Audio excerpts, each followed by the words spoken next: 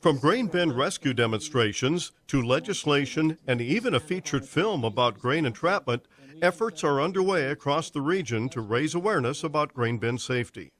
Grain entrapments have caused the deaths of more than a dozen people across the country since August.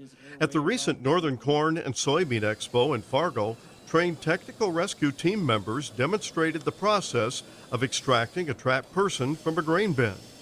A Mankato screening of the feature film Silo about grain entrapment helped drive home the impact that tragedies can have on entire communities. Al Bennett of Ascent Financial says his company sponsored the film showing because far too many people are being affected. At the conference in Chicago, the producer was on stage and he asked the question of the audience, how many folks here know of someone or heard of someone that's been trapped or injured in a grain bin? And in a room of over 200 people, almost every hand went up. Extraction demonstrations like the one in Fargo show just how challenging it can be to rescue someone who gets trapped in a grain bin.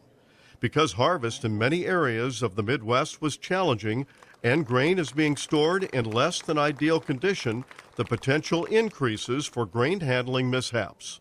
We know in our immediate region we've had some real challenges, I think even more extensively, just because of bigger facilities and weather conditions, harvest season, and in moving grain that has some challenges, sometimes bridging takes place, and so you really need to be intentional and you really need to be observing and practicing safe practices.